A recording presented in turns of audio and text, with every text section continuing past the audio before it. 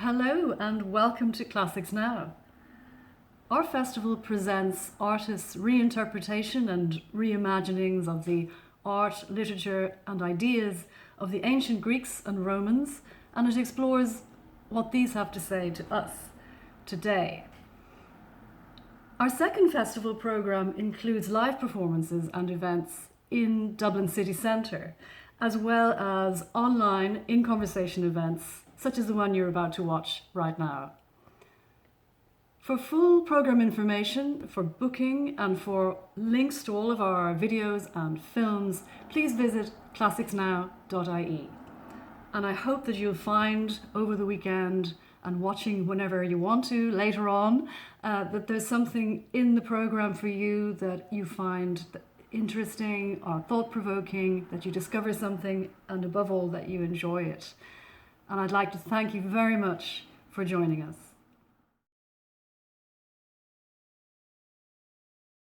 Welcome to Classics Now 2022, and it's a great pleasure for me to introduce our guest, Daisy Dunn, writer, classicist, critic, and author of two of the most compelling and original works of biography and classical history that it has ever been my pleasure to read. Those books are the life of the Roman poet Catullus, as mediated through poetic text and historical context, and a life of Pliny, effectively a dual biography of uncle and nephew, Pliny the elder and younger, whose writings represent a trove of questing intelligence and insight into a never quite vanished world. Those lives, Catullus and Pliny, separated by more than a century and by enormous political change and upheaval, the death of Caesar and the end of the Republic. Catullus's Bedspread, the life of Rome's most erotic poet, and In the Shadow of Vesuvius, the life of Pliny, are quite remarkable for their span, depth, and originality. In the words of Simon Sebag Montefiore, they represent a study of literature and the human soul and a lens into Roman society itself. Daisy Dunn, welcome to Classics Now. Thank you very much. I suppose Catullus, Pliny, Vesuvius could be quite a daunting prospect for many people, but you somehow make those worlds and these people absolutely vivid and real and relevant. Before we talk about Catullus and his life and work, can I just ask you what drew you into the worlds of ancient Rome and Greece in the first place? I think it was quite a sort of slow process. I mean, I think through my childhood, I was interested in so many different things. I loved art and architecture and literature and languages. And it was only when I was about 17 that I realized that classics was a kind of discipline that existed and incorporated so many of these different interests of mine all at once. So I pursued classics at university. But even long before that, I'd been going on sort of trips to various Roman villas in Britain, sort of things like Fishbourne, Roman Palace, and looking at sort of ancient artifacts and museums and always being drawn to them. So I think it was kind of quite a steady transition and everything kind of fell together at the right time. Unavoidable in a way. And of course, there's a not unheated ongoing debate about the relevance of the classics in today's world. And we'll return to that later. But Catullus, born in Verona in or around 82 BC, what's his family background and what's happening at this time in the wider world of the Roman Empire? Well, the really astonishing thing about Catullus is that we know very little about him in terms of concrete evidence of his life. So 82 BC, for example, is an estimate of when he lived. We're told that he didn't really live beyond his 30th birthday.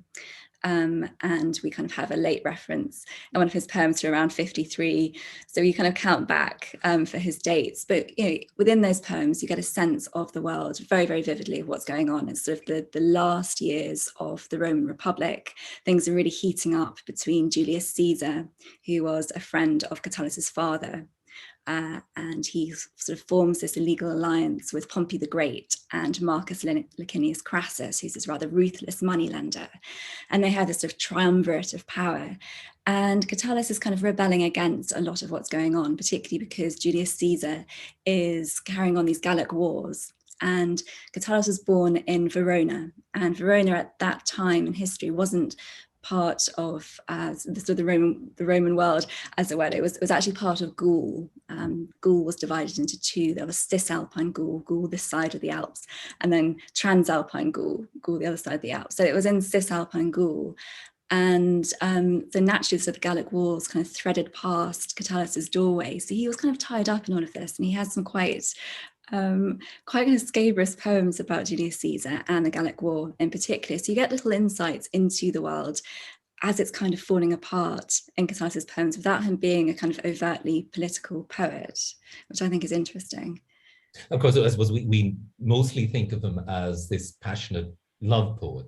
And he moves to Rome as a young man and soon meets the woman who will inspire those love poems, those poems of obsession and love, his muse.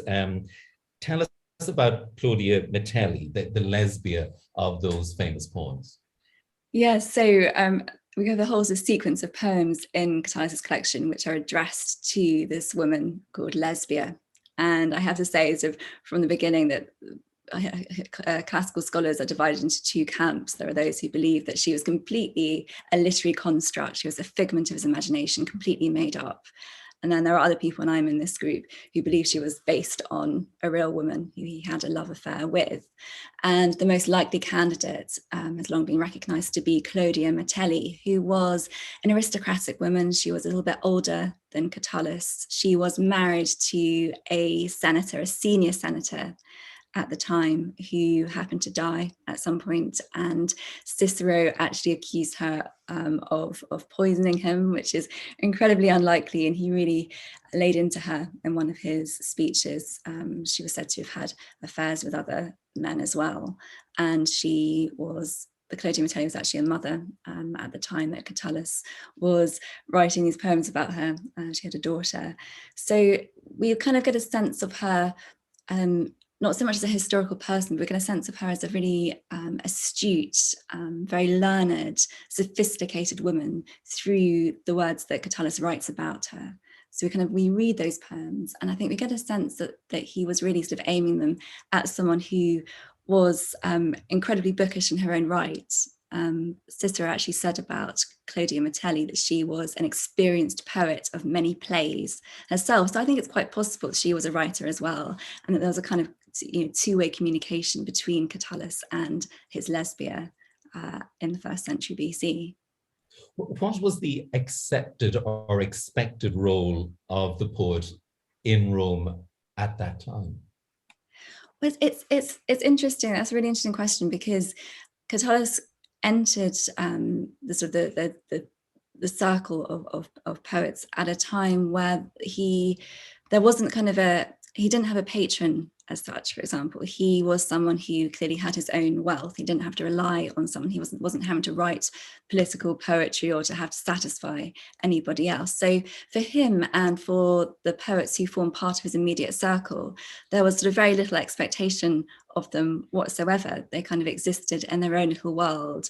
There was a kind of a circle of them, and Cicero refers to them as being the poetae novai, which means the poets who are new. But he means that in a kind of derogatory sense. They were a little bit too new. They were really kind of pushing the boundaries of what I guess could be said in public.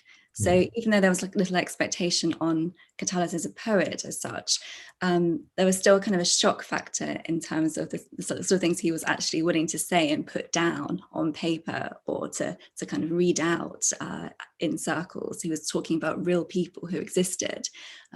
We know, for example, he wrote these series, as I mentioned, of poems about Julius Caesar, which were really quite rude, and we know that Julius Caesar came by them and he was offended by them. So we get a sense that he's really pushing boundaries, even though those boundaries haven't really formally been laid down. It's very interesting, that notion of Julius Caesar being friendly with Catullus's father, and then that potential tension between Caesar and Catullus over the poetry, that very critical poetry, quite savage at times, that Catullus directed towards Caesar. And I guess he was dead, as you say, it's believed before the age of 30, which even then was very young. So, he was gone before those other upheavals. And of course, we never know if he would have survived them. Exactly. No, I think that's a really crucial point. I mean, things got drastically worse after Catullus's time in terms of sort of the mess that was kind of left behind with the assassination of Caesar included. So yeah, it's very, very difficult to imagine the kind of world that Catullus would have entered and how he would have actually responded to it. I kind of get the impression when he's writing that he's almost trying to be subversive on purpose. I think the fact that Caesar was a friend of his father, he seems to be a young man who's trying to rebel against this quite sophisticated, quite privileged upbringing that he'd had. He's from the equestrian stock, which was kind of the second social stratum in the ladder of Rome, but he likes to kind of align himself with a more kind of déclassé. You know, he talks about sort of being out of money and his pockets being full of cobwebs, for example. And we can't really believe this when we look at the kind of world that he's come from. You kind of have to take it with a bit of a pinch of salt, but he definitely finds it kind of cooler to be aligning himself with those who, you know, who weren't walking around with their pockets stuffed full of money. Theoretical poverty, artistic poverty. As well as this biography of Catullus, you've translated his poems and published a book, The Poems of Guitarists. And within this book of his life, you give us the full text of a long, quite remarkable poem of mythology, searing image, lament, and more. Poem 64, or Catullus's bedspread poem, as you term it. And that poem later inspired a painting by Titian. I wonder, would you tell us a little bit about the poem and what Catullus is doing with and in it?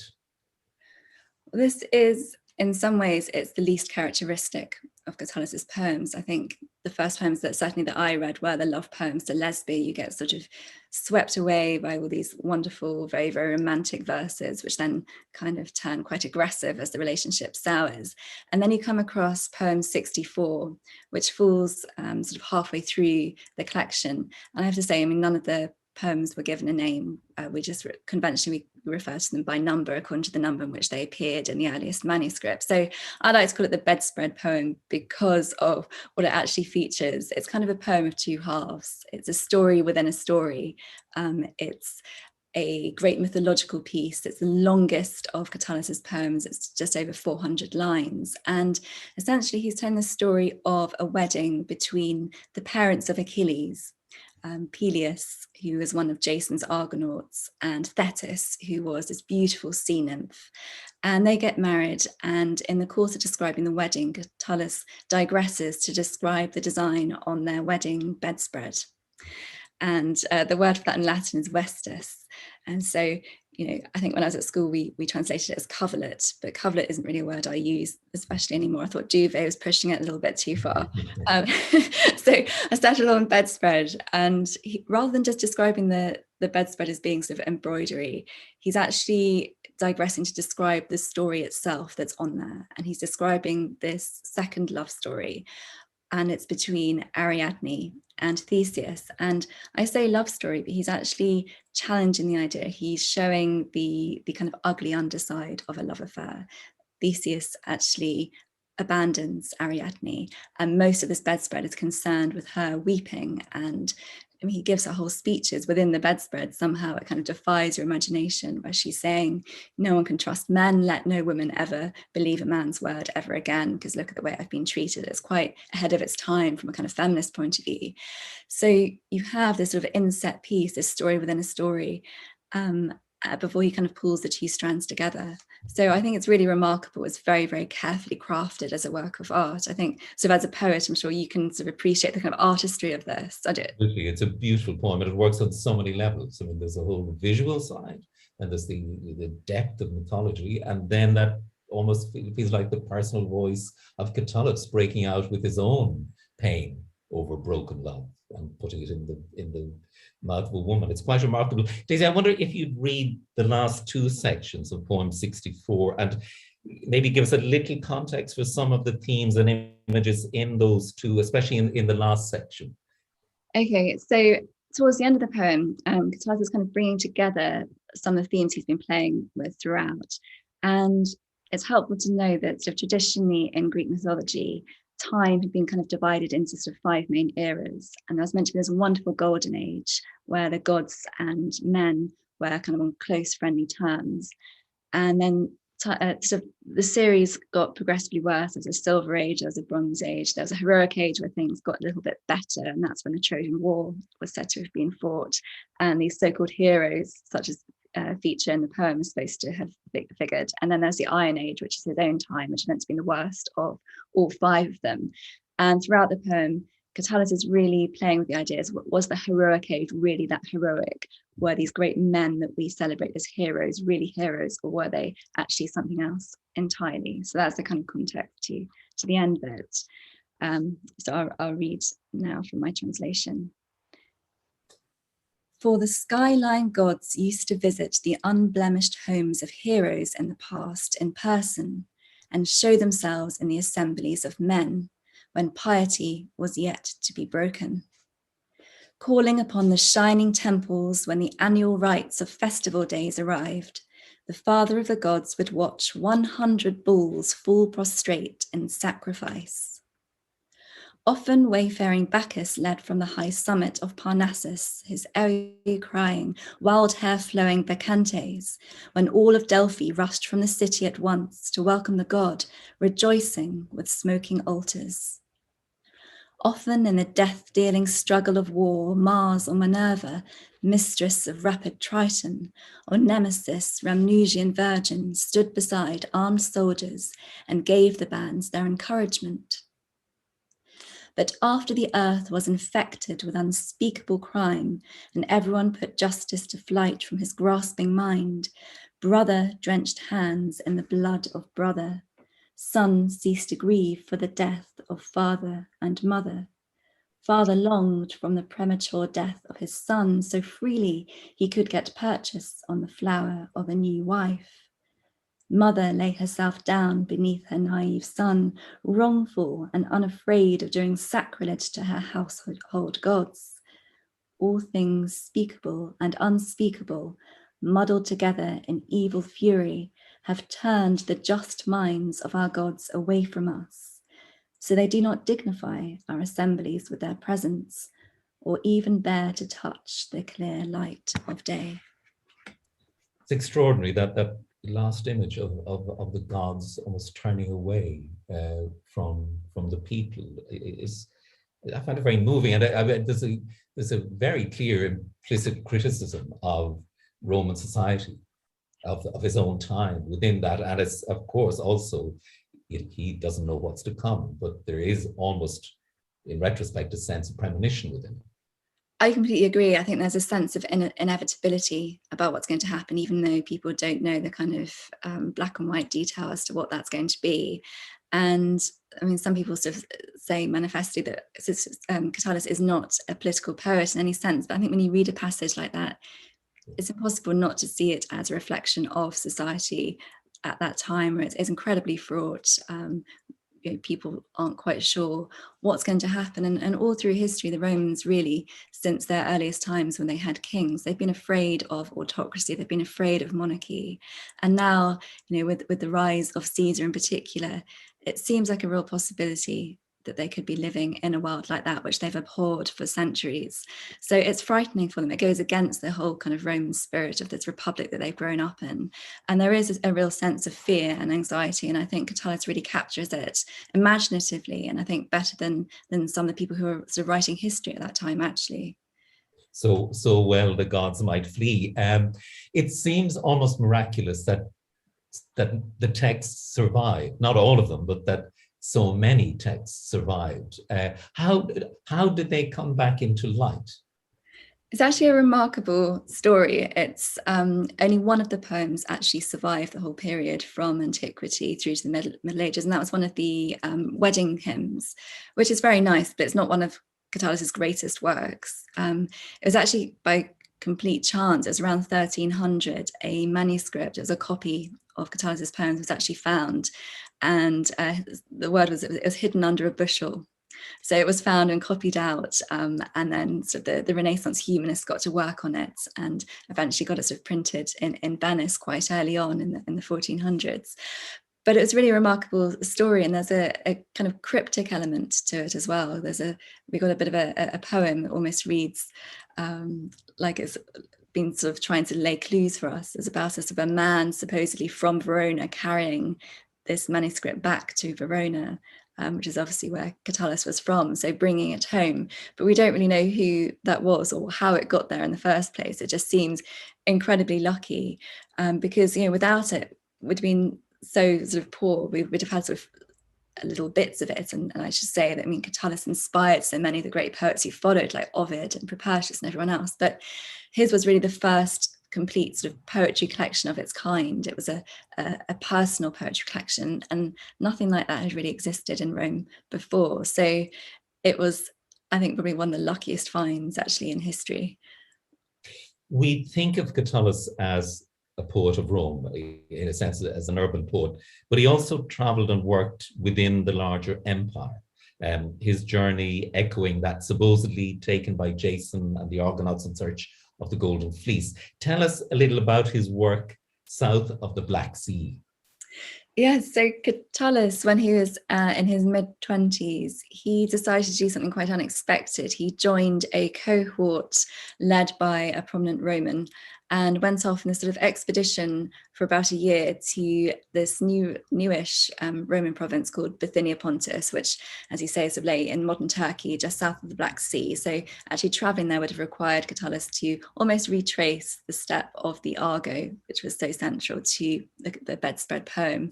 So I think a lot of his inspiration must have come actually from that voyage itself. And while he was there, he was under this quite esteemed man called Gaius Memmius, but he couldn't stand him.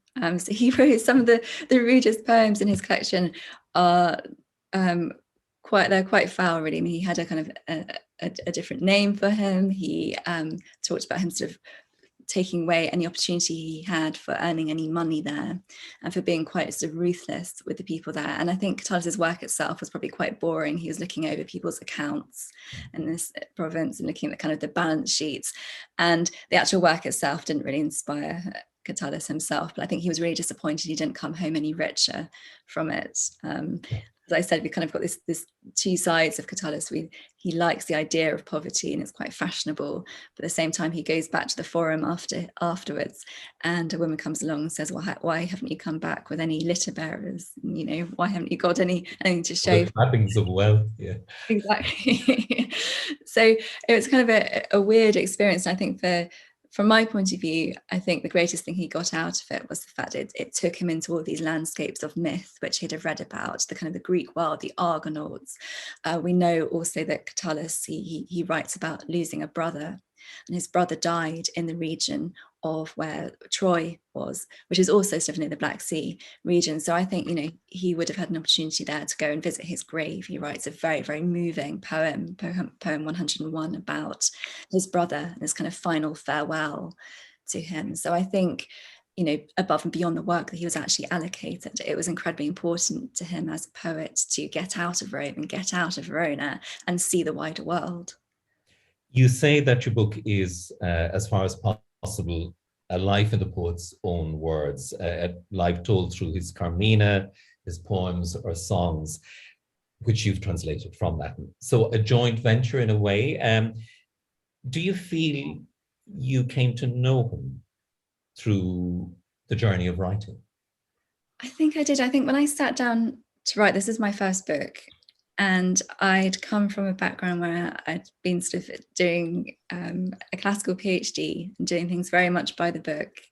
And the idea of writing a life of a poet based on very, very little sort of hard evidence would have been crazy at that point, you know, just before I became a writer. From an academic point of view, it's very, very difficult to do. So my way of sort of working around this, I love Catullus, I wanted to write about his poetry, was to write a life in his own words. And, you know, that's not to say at any point, I sort of clear at the beginning of the book, that you're writing a life thinking, okay, every single poem he's written is a faithful account of his own life.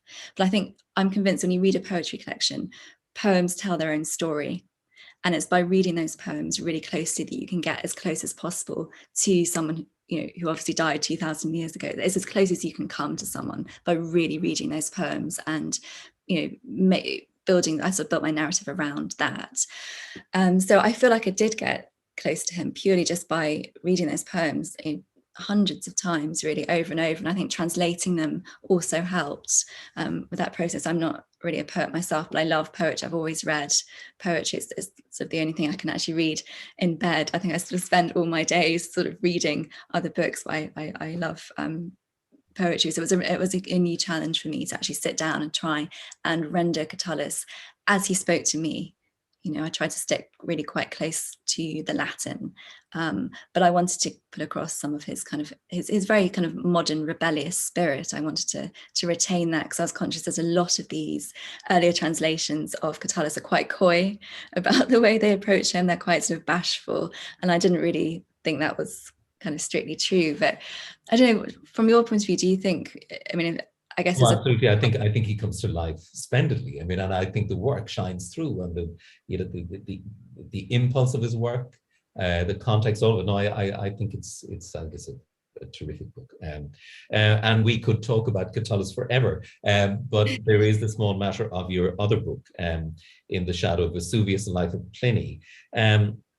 Before I ask you, Daisy, to read from the opening, could you situate us time-wise? Where do Pliny, uncle and nephew, belong within Roman history and after Catullus?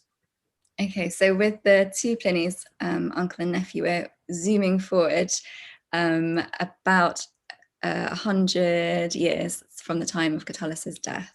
So Pliny the Elder is born around AD 23 or 24. And then we've got sort of Pliny the Younger dying in the early 2nd century AD. So that's our kind of timeline. And Pliny the Elder is the maternal uncle. He's the maternal uncle. Yes. Yeah. And when he dies, he adopts his nephew posthumously, which is why the younger Pliny goes by the name Pliny, like the uncle. And the elder, author of the extraordinary Encyclopedia of Natural History, he dies in the eruption of Mount Vesuvius in 79 AD.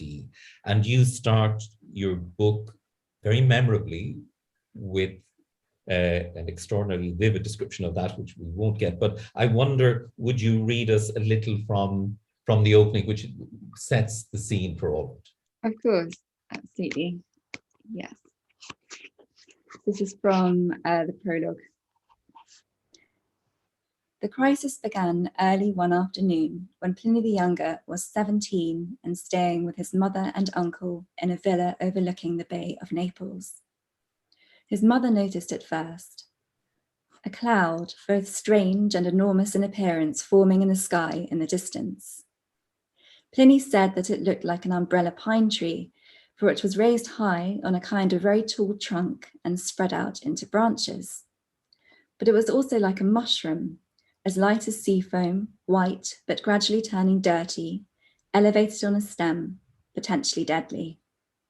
They were too far away to be certain which mountain the mushroom cloud was coming from, but Pliny later discovered it was Vesuvius, some 30 kilometers from Misenum, where he and his mother Plinia were watching. The Cape of Misenum was famous for its sea urchins, and even more so for its harbour, which was home to one of Rome's 2 imperial fleets. Its name preserved the memory of Misenus, trumpeter of Aeneas, who fought alongside Hector in the Trojan War and escaped the burning citadel, only to perish in a death he did not deserve.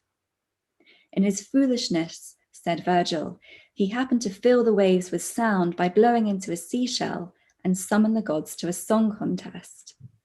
Triton, son of the sea god Neptune, drowned him in his envy. It was in the course of gathering wood for Misenus' funeral pyre in the volcanic region of Cumae that Aeneas discovered the golden bough that secured his entry to the underworld. Pliny the Elder, Pliny's maternal uncle, was admiral of the fleet, in charge of maintaining and fitting out the boats, which served predominantly as protectors of the seas of Italy. On the morning the cloud appeared, he had risen early as usual, bathed, lunched, and was working when, at around midday, his sister came to tell him what she had seen. Abandoning his reading and calling for his shoes, he's made his way to a higher vantage point for a better view. And he does get a better view, and he sets off to help a friend, Rectina, who asks for his assistance. He's an admiral as well as an historian and naturalist, and he dies in the ash flame, in all of it. His nephew, Pliny the Younger, has stayed home to finish something he's writing, quite appropriately in a way, and he and his mother survive. Thus, he, Pliny the Younger, who's really the subject of your book, becomes witness to his uncle's life and death. And I think it's fair to say that his uncle's example is a huge spur to him in his life. I think that's true, yes. I think Pliny the Younger, he's only 17 at the time of his uncle's death, but he is aware then, and I think he's aware even more so in the aftermath of that tragedy, of what a giant his uncle was intellectually. He'd written scores of books, most of which are now missing, unfortunately, but what we have got is his great magnum opus, which is his Encyclopedia of Natural History, which is this 37-volume long kind of treasure trove, really, of knowledge.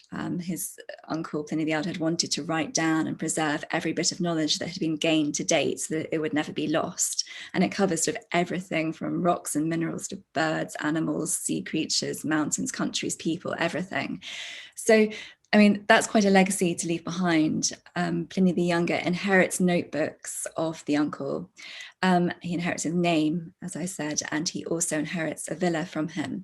But I think more than that, he really strives to become worthy of his example. He was aware that Uncle Pliny hardly ever slept. He worked all through the night, and Pliny the Younger really wanted to try and keep those working hours, but really struggled to do so. And he wanted to achieve something equal and to be kind of worthy, I think, of his uncle. And I called the book In the Shadow of Vesuvius, but in some way the book is about the younger Pliny trying to escape the shadow of the elder man while also keeping his spirit alive.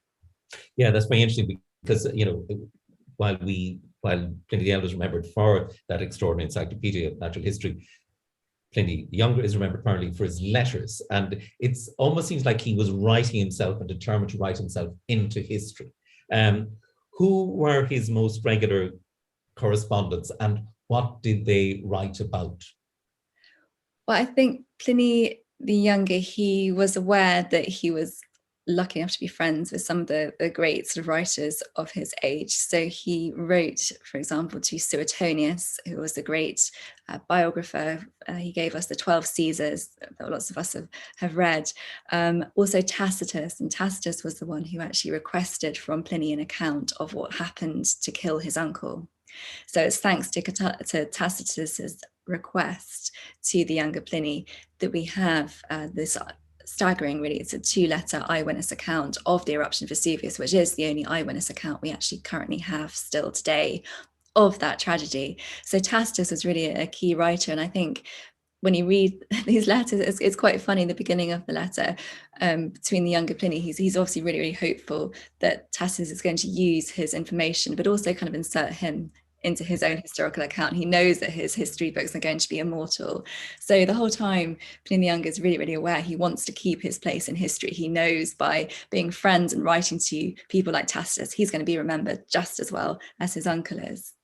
Good move. The Plinys were, again, a bit like Catullus, were not born in Rome, and for centuries rival places claimed them.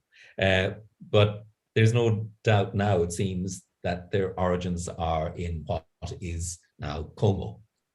Yes, one of the funniest things I sort of came across is this kind of war between two Italian cities in the Renaissance, between the birthplace of the two Plinies, because in the introduction to the natural history, the elder Pliny talks about Catullus actually as being his fellow countryman. So then people of Verona were like, oh, he must have come from Verona then, because there's no doubt that Catullus came from there. But then other people are saying, oh no, he's just talking more generally. He just means, from the kind of Cisalpine Gaul area. So clearly he came from Como, and Como actually had the stronger argument, and we can say pretty definitively that they came from there today. But there was a kind of a bit of a rivalry going on, and Verona ended up putting sort of statues of Pliny the Elder on its rooftop. You can still see actually in one of the piazzas. I've been there today when I was pursuing Catullus. I'd seen Pliny up there as well. And Como put the two Plinies on their cathedral. and they remain there as well. And Como's fascinating actually to visit as a Roman city, and you can see so much of the two Plinies there still now. I love that idea of the two Plinies in the cathedral, you know, the old gods coming in, or the non-gods. You devised a very striking and effective structure for your narrative for this book, weaving the different lives and stories through the seasons. Start of autumn, winter, spring, summer, the end of autumn, and then an epilogue of resurrection. So we get a flavor of Pliny's year informed by insights from the natural history and other writings. And of course, the Roman calendar then was slightly different to ours. It was, yeah. The Roman calendar sort of starts off, for example, with spring coming in around sort of the 8th of February, which is quite nice. I think that's kind of uplifting for us right now in the middle of winter. And where this becomes sort of particularly interesting is their autumn started in August. So there's been a kind of a debate that rages all the time as to when did Vesuvius really erupt, because most manuscripts of the younger Pliny's letters seem to say it happened on the 24th of August. And then people today say, oh, no, there's clear evidence sort of from an archaeological point of view that it happened more like October or even November, so autumn. But actually, whichever way you look at it, it was autumn, because in the Roman calendar, August was autumn as well. So I try to reflect this slightly different year in the way I structured it, because I'm kind of conscious of the fact that I think the Pliny the Younger's life, he progressed up sort of the senatorial ladder, he became a lawyer, and there's sort of various points he ticks off these kind of career goals, if you like. And I think if you write about them in a kind of linear way, it's not necessarily the most exciting way to write a life. In that manner, I kind of wanted to get more of a sense of the natural world coming from the uncle as well, by looking more at a year almost in their lives, while incorporating both lives in their entirety as completely as possible. Yeah, I think it works really effectively. I mean, almost all of the translations from Latin and Greek are your own. Does that unmediated access to direct sources give you an extra confidence in what you do? You know, see, you're not depending on anyone else's version, for instance, of Pliny's words to form your own judgment. You can get in there, you can read, you can make your own decisions. Yes, absolutely. I mean, I sit down before I start writing any book and I read everything in the Latin or the Greek, if I'm writing about a Greek character. So the only time I'll actually use someone else's translation is if it's someone, say, I don't know, in the 16th century who's translated it and it's kind of key to my point. So all the time I'm working from the primary sources, and I feel that gives me, I guess, yeah, as you say, sort of an added confidence, because I don't want to rely on someone else's interpretation. I want to feel like I'm reading their words. And if there are nuances there, if there's kind of a tone that I can, sometimes, you know, you can read something and it seems kind of slightly sarcastic to you.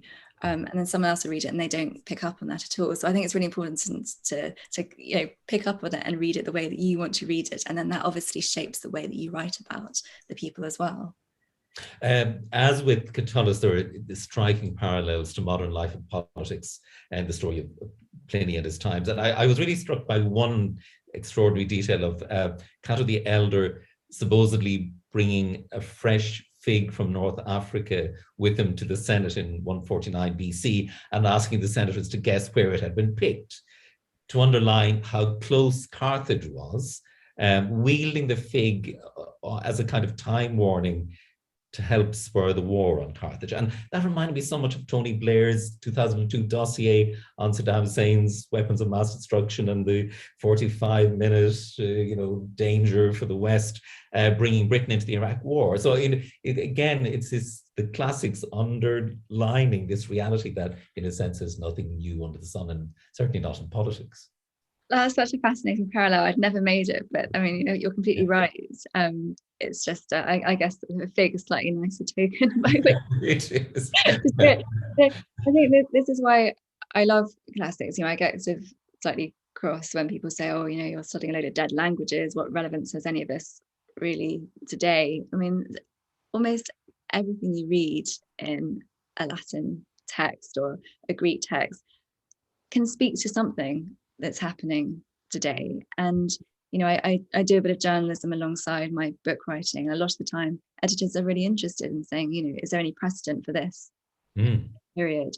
Or, you know, I think Trump was a great character to sort of write about from from a kind of classical point of view, if only that, because people are saying, are there parallels there between Emperor Nero or Emperor Caligula? Which emperor is Trump most like? And I guess it doesn't really matter. It doesn't matter if he's like any of these people at all, but it's a way of understanding someone today. You want to understand someone or something in light of something else that's come before it. I think it helps to give you a new perspective on something, and I think it's quite a nice sort of intellectual exercise as well, to think about something from a different point of view, from, I don't know, something you might be reading in the newspaper that day. It gives you a different dimension, and I always just find that endlessly fascinating.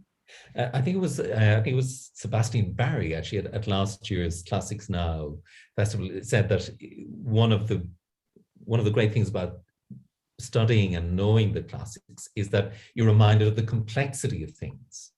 And I've thought of that in reading your books, because constantly you're reminded of how complex life is, politics is. And I guess that's one of the arguments that you'd put forward against the people who say that the classics are now irrelevant and I suppose the domain of the privileged. Oh, completely. Yeah, I think this domain of the privileged thing has really been incredibly damaging, to the subject. There isn't really any basis for that argument. I mean, yeah, you can say this number of prime ministers have studied classics. It doesn't actually mean anything when you actually just look at the material. Just you have to sort of strip all that away. I think it's kind of lazy in a way. I want to look at the actual material, which anyone can read. You can read it in translation. You don't need to have Latin and Greek. There are translations of pretty much everything that's ever been written, very widely available, whether it's online, whether it's in the bookshop. And I think when you read that, it just opens up a whole different world and a way of thinking for you. And I think, there's something so enriching about that. I think if you like going to see art in museums, you want to go and see anything, you look at portraits, you look at mosaics, you look at statuary, and then you read something classical as well, even if it's modern art or whether it's ancient art, you've got a sort of a new way of looking at something. And I find classics just such an eye-opening subject from that perspective. I feel it doesn't really sort of discriminate as to who you are. Anyone can read it. I that whole sort of argument of it being sort of privileged is just incredibly grating, I think. I think knowledge is ultimately democratic, isn't it? And it opens a door into all kinds of potential freedoms. You link Pliny's influence down time to people like the Shelleys, and a revelation for me, a story of his influencing Dickens' A Christmas Carol. I love that idea. Yeah, I'm a huge Dickens fan as well, and I was rereading A Christmas Carol around the time I was writing the Pliny book, and I thought, hang on a minute, this just seems so familiar, because there's this ghost story in one of Pliny the Younger's letters, and it's all about a ghost sort of coming back and rattling his chains. And then someone, it was Andrew Lang, had written about Dickens's inspiration for the ghost story being classical. I thought, that's curious. I wonder whether he knew Pliny the Younger's letter. So I went on this kind of bizarre trail of trying to dig out the inventories of Dickens's libraries to see, did he own a copy of Pliny's letters? Could he possibly have taken inspiration? Because I needed to prove that he actually had access to it to make that kind of connection. And he did. He had a book of ghost stories drawn from antiquity, including Pliny's letter, and it was on his bookshelf in his house in Kent. So a little bit of sleuthing, and I thought, actually, I think that was the kernel of the idea. Lovely bit of literary detective work. And another little detail that I loved was in Pliny the Elder influencing Darwin, but you detail his sharp observation on art suits of his day, sniffing bronzes in the pretense that they could tell superior kind from the rest. And there's a link there to Scott Fitzgerald's J. Gatsby. Yeah. It's really very bizarre. I mean, I think Pliny in his time was coming across all kinds of people. I think some people who had more money than sense, shall we say, and there were people living around in the first century who kind of managed to find their way into wealth, having not had sort of necessarily an educational background with which to actually read the kind of things that they were commissioning. And I don't mean in that in a derogatory sense at all. There's a writer at the same period who's written a book about Trimalchio, And Trimalchio was a former slave who managed to find his freedom. And Petronius, the author, writes about him slightly kind of mockingly, saying he's bought all of this and he thinks he has this wonderful artwork, but he has no idea what it means. But at the same time, there's something slightly endearing about it as well. And I think there's a real parallel. Initially, F. Scott Fitzgerald called The Great Gatsby's initial kind of inspiration for it was Trimalchio. And so there's a real kind of strong parallel between those two about sort of wealth and understanding, and sort of what does it mean to own something. Like, I think that there's a kind of general unwritten rule about it, that if you're going to splash out on something incredibly expensive, like, you should probably at least try to understand what it's about. I think that's the basic message to it. Like Catullus, Pliny the Younger served the Roman Empire in what is now modern Turkey. And I suppose here the old gods of Rome meet the new Christian god and Christians. And Pliny is tasked with tackling what's seen as the problem of this new religion. Tell us about that, his interaction with the Christians of the empire. This is actually the part of the book I found hardest to write about in some ways. Pliny goes off to the same province that Catullus went to. And while he's there, he's doing quite sort of practical work. He's overseeing sort of the draining of lakes and things like that. And he's reporting back to the emperor of the time, who's Emperor Trajan, by letters. There's lots of to and fro. And what really throws him when he's out there is that he starts to see people lead before him, other people, on accusation of them being Christian. And he just doesn't really know what to do about this. Christianity in itself is still in its infancy, really. There were sort of Christians known before this time in Rome, but Pliny's coming across them in sort of vast numbers. And he says there's no kind of strict rules as to which group. There's women and men, there are old, young, people from sort of all over the place, towns and villages. And there are sort of seemingly streams of them. And he just doesn't quite know whether he should be punishing them, whether he should be torturing them, should he be letting them go. And he actually decides to act on his own sort of initiative. And he does persecute Christians there. He asks a lot of questions of them as well. He's quite sort of curious as to what their belief system is. And I think sort of one of the reasons it seems so threatening is that they're not recognizing a sort of a polytheistic faith. Like, you know, the Romans believed in lots and lots of different gods. A suggestion that these people aren't celebrating and revering the Roman kind of panoply of gods, but rather looking at one god, seems incredibly threatening to Pliny. And this is the reason he acts on his initiative, and he only then actually asks Trajan, is it right? Am I doing the right thing? Should I carry on like this? And Trajan's response is a lot more sort of muted than Pliny's to the problem. He kind of suggests that instead Pliny shouldn't really be hunting them out. You know, he shouldn't be trying to hunt down Christians, but if this problem arises, then he can deal with them. So it's quite challenging to write about, I think, you know, from our point of view. And I think particularly that there was an awareness that it's difficult even sort of in the Renaissance as well. I sort of mentioned earlier, we've got a statue of Pliny the Younger on a cathedral, you know, on Como Cathedral, which is incredibly jarring when you actually read that history. Yeah, it is quite extraordinary.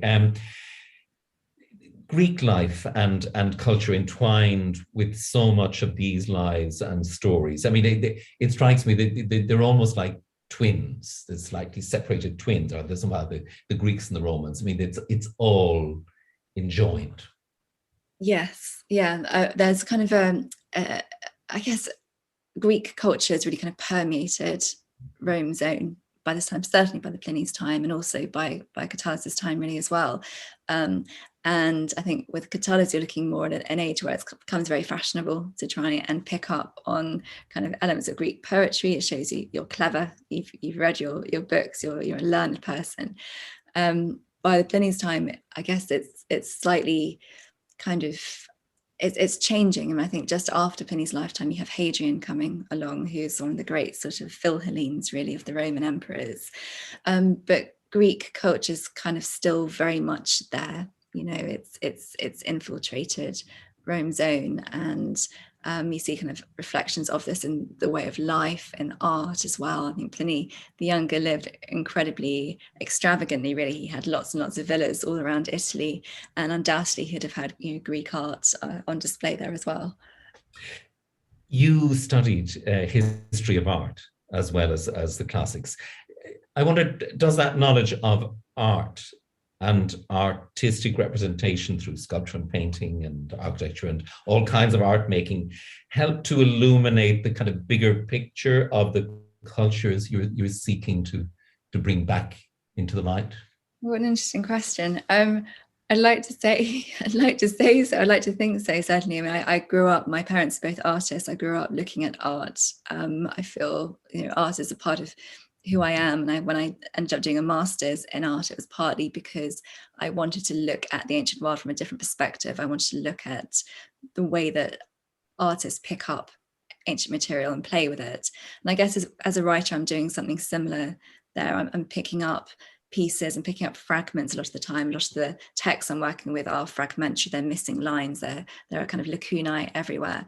And the way I'm bringing things together, bringing pieces together, I guess it does feel quite kind of artistic process, you know, like there is an element of weaving and combining and, you know, trying to bring things together in a way that makes sense to us today, and that throws light on an era which can be quite sort of confusing, I think, when you first read it. I love Virginia Woolf said something about when she was learning Greek, about Greek being sort of slightly on the far side of language. And I kind of feel like classics can be a bit like that initially as well. You kind of feel it before you understand it. If that makes sense. So I guess my job as a writer is to try and to make sense of it, as well as to kind of maintain and strengthen that feeling that you get when you read the material. Well, you bring so much so vividly to life, and for that we're enormously grateful. You have a new book coming out in March. Tell us a little about it. I do. It's this is the proof of it. That's not quite the finished cover. It's a classical book, so it's called Not Far from Brideshead, Oxford Between the Wars. And it's a book with classical dons at the centre of it between the two world wars. And it's about how classics really became a kind of unifying language at quite a fractured time. So, you know, for me, it's quite a departure writing into the 20th century, having written about the 1st century BC and 1st century AD. But there's still, you know, a really kind of common thread, and how I'm looking particularly at how people were kind of comparing the First World War to a Peloponnesian War, for example, in ancient Greece, and the kind of language of classics. And there are some really kind of very colourful characters in there. People like Maurice Bowrer is a great classical scholar. E.R. Dodds is a great classical scholar as well. He was initially he went to Campbell College in Belfast, and then he was sent down from Oxford, having supported the Easter Rising. He quite sort of fractured time there. And Gilbert Murray, again, he's a great Australian Don. His family initially from Limerick went over to Australia, and he grew up there, and he's very kind of cosmopolitan, quite a Victorian figure at the same way. So I'm looking at these sort of interconnected lives, and also Louis MacNeice, Auden, some of the great poets as well, and the way that they're reacting to language. So yeah, I'm looking forward to terrific. So quite a bit of Ireland in there too. And I should say as well that the Pliny and Catullus books are beautifully produced, you know, with maps, images, the bibliography, extensive notes, everything you'd want in order to go on discovering. Daisy Dunn, thanks so much for talking to us. Thank you, Vincent. It's been great such a pleasure. And really the books I would, everyone should read them. Catullus's Bedspread, The Life of Rome's Most Erotic Poet, and In the Shadow of Vesuvius, A Life of Pliny by Daisy Dunn are published by William Collins Books, and The Poems of Catullus, a new translation by Daisy Dunn, is also available. And for those of you who like to compare and contrast texts, I should say as well that, as well as Daisy's translations, there's a book or verse of versions and translations of Catullus' poems by Irish writers, including Frank McGuinness, edited by Roman Sheehan. Thank you at home for being with us. Thanks to Helen Meany and all of those involved in Classics Now 2022. Don't forget that the festival continues. Classics Now 22 continues. Lots and lots to enjoy, and do relish and enjoy it all. From all of us, goodbye.